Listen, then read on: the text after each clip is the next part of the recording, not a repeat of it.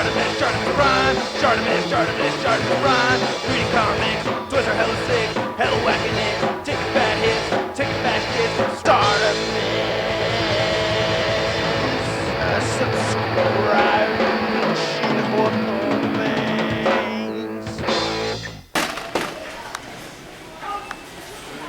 Whoa, that's actually pretty cool.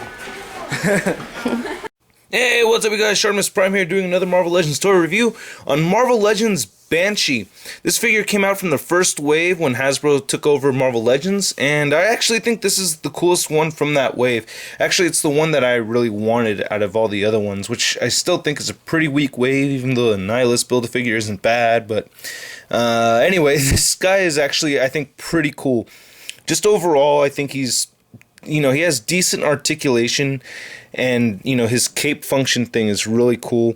I think the head's, but the downside to him is that his paint apps are weak, really weak.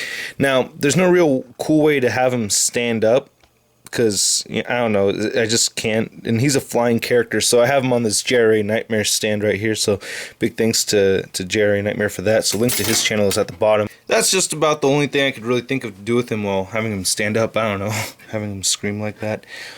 But I think this thing is actually pretty cool. I like it. So the paint apps are weak. Right after I say I think it's really cool. The green right here is just solid green. The yellow right here is solid yellow. The yellow right here is actually almost transparent because I put yellow on top of this green. So if you look closely, you can see that the green is kind of coming through there. It comes out a little bit more on the back side, but it's on this camera it doesn't look as bad, so it sounds like I'm just being really whiny about it, but in person you could really see how the green color is coming through there. And this flesh tone on his face is super pale. This is the only time I actually think this flesh tone might work because he's Irish. Not to be racist and say that all Irish people are incredibly pale, but the ones I know just happen to be. And I think that's, somewhat accurate, so it's not too bad.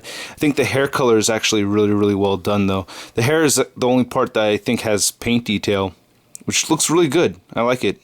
There's variation in the orange there, so you can see how it changes color. I think that's pretty damn sweet, actually. So, very well done, sculpted and painted hair. Looks good. And I like the facial expression. I think it works. Some people think it looks hella stupid, but I think it's good. I mean, if there's going to be one facial expression I want my Banshee figure to be in, it's going to be this, because, he's a screamer. That's what he does. Okay, as far as sculpting goes, this neck is really long. It's weird.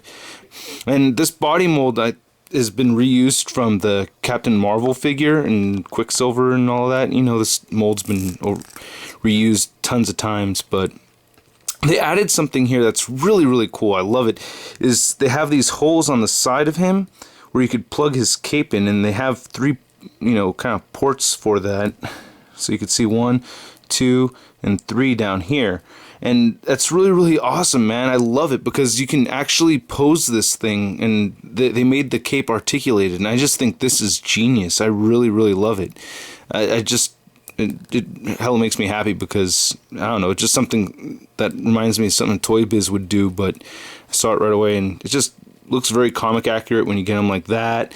And, like the pose I had him earlier in, it's like I twist these things around to make so that the cape, looks elevated like that. A lot more like how I've seen in the drawings and whatnot. And by the way, in X-Men First Class, one reason I'm doing this review is the X-Men First Class trailers. I'm still boycotting the damn thing, but like I've said before, there's parts of the the effects and action does look cool, and what they're doing with Banshee actually looks cool. And as I'm starting to understand that it's more of like a Magneto Origins kind of movie instead of an X-Men First Class movie, which I still think is hella retarded. He is older than all of the other X-Men, or the new X-Men anyway. He's a much older character, so that makes sense that he would be hanging around Xavier and Magneto. So his articulation is not bad. Like I said before, his head moves up and down. And I like that the head moves up far enough where you could really get him into a flying pose, and it looks cool. Moves side to side just fine. He's got the ball joints on the shoulders right there. Bicep swivel, double jointed elbows. Okay, he moves at the forearm right there, and the wrist moves up and down. It's kind of funny how they have this pose. It's not the greatest pose, but it's not bad. You know, I just wish he had articulated fingers and articulated toes. This one's almost the same, it's just slightly different. He has a waist joint right there, very good ab crunch. You know, ball joints right here on the hip, thigh swivel, double joint knees, calf rotation, ankle moves up and down, hella freaking awesome. Ankle pivot, no toe joints and no detail at the bottom or hole pegs at the bottom of the feet, which isn't a big deal because, like I said, he's a flying character. But you know, it's, you know, like overall, it's not a bad figure, dude. It's really cool. I really love what they did with this cloth cape. Oh, and it's cloth, by the way, and it's kind of like 2-ply cloth. You know what I mean? 2-ply, because it's nice and thick. So I really like this part. This is what really sold me on it more than anything. I thought this came out better than I expected it to be. So, you know, I gotta give Hasbro props for this part of the figure. I really like it a lot.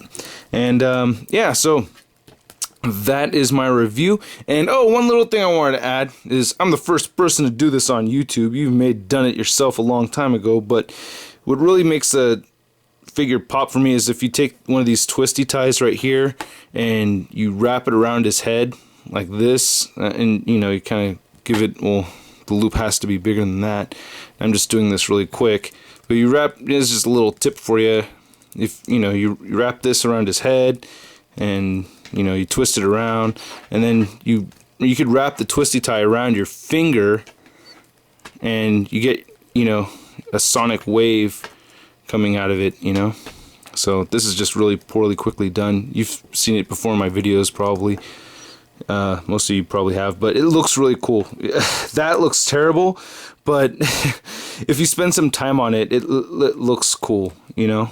This is just way too much over here, but I just don't want to make you watch that. And you gotta straighten out the twisty tie first, but if you go like that, you can imagine, right? Alright, that's the end of my stupid little tip there. Hope you guys dig my review, and I'll catch you later. Okay, peace.